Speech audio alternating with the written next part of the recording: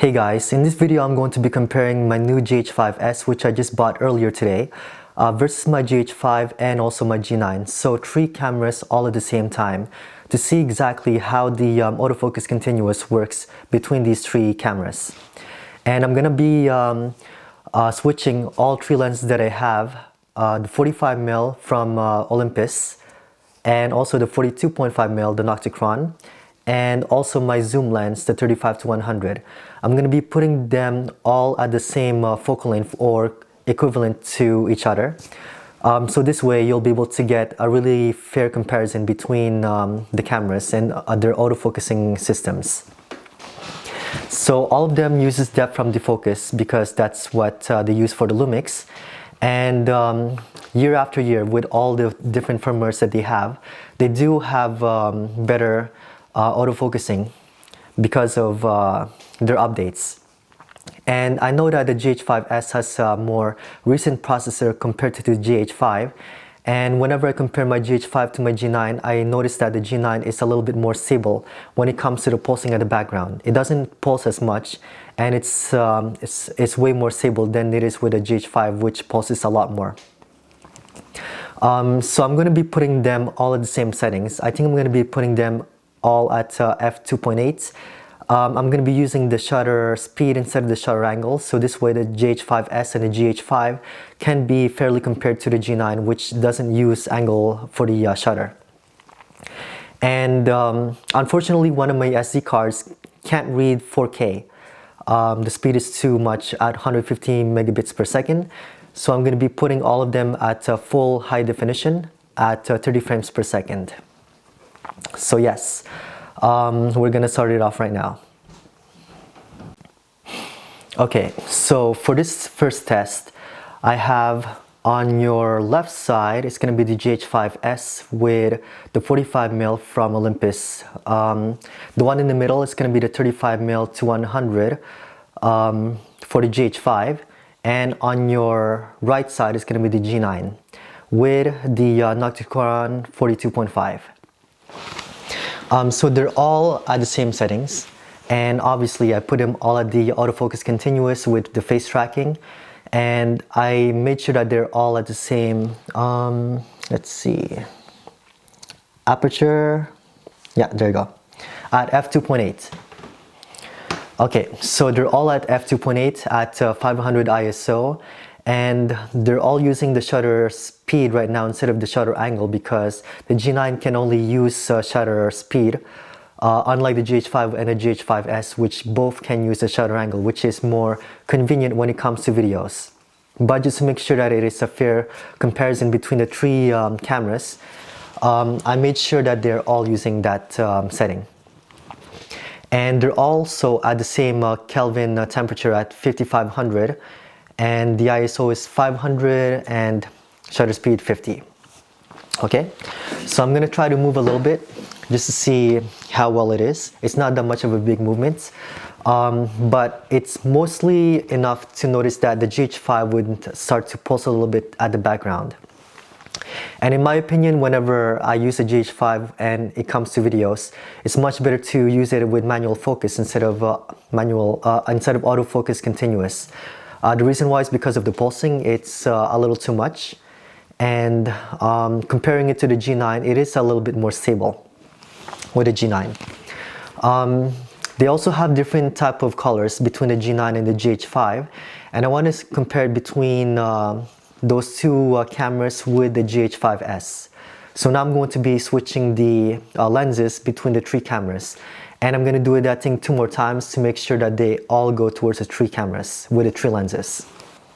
Okay, so I switched all the lenses with the cameras right now. So the GH5S on your left side is the one with the Nocticron 42.5mm, and a difference of 2.5mm on the middle is going to be the GH5 with a 45mm Zuiko from Olympus. And on your right side is going to be the G9 with the 35-100mm. I can't really tell exactly which focal length I put it on because it doesn't say it on the camera, but I did my best to make sure that the framing is going to be really similar compared to the other 2 lenses. And as I mentioned also, they are side by side between each other right now. So there might be a slight, very subtle differences between the compression of the background and also the size of myself right now, the subject. But yeah, they should all have similar autofocusing systems right now. And as I mentioned before, the GH5S does have a more recent processor compared to the GH5, and you'll be able to know exactly what the differences are, because the GH5, whenever compared it to the G9, does have more pulsing at the background. But I want to test out how well the GH5S compares to the other two cameras and whether or not it is more stable like the G9 or even more stable. And now I'm going to be changing the lenses again for one last time between these three bodies.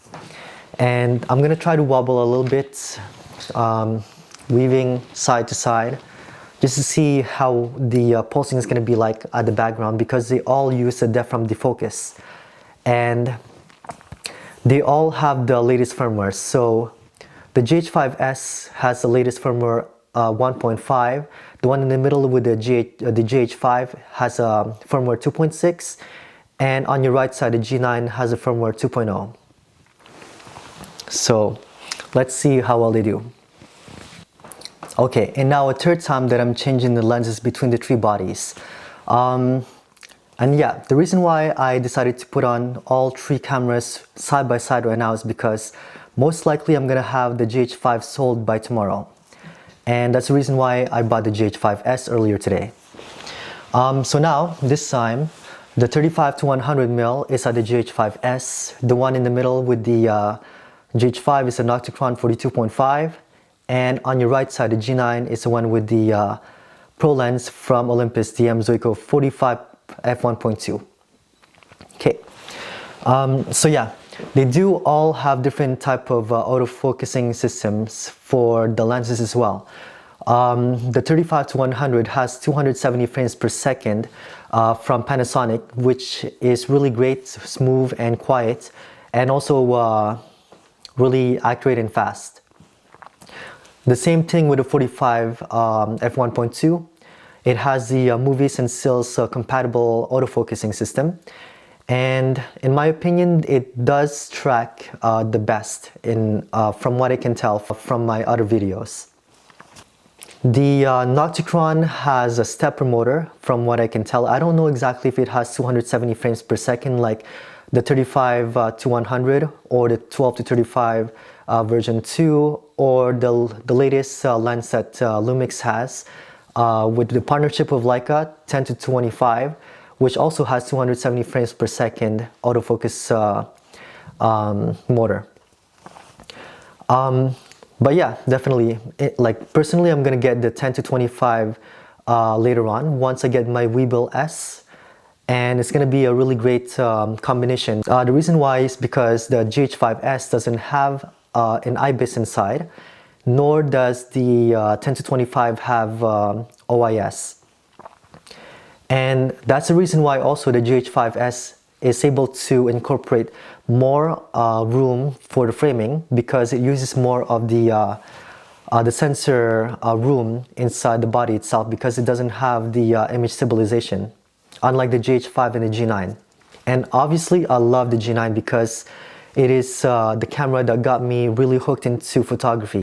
And yeah, it has 6.5 stop image stabilization, while the GH5 has, I think, 5 or 5.5 stops of image stabilization, but 5.5 stops or 5 stops is more than enough with the Micro Four Thirds system. And if you combine it with a lens that has the OIS, it's going to give you really great smooth footages without having the need for a gimbal.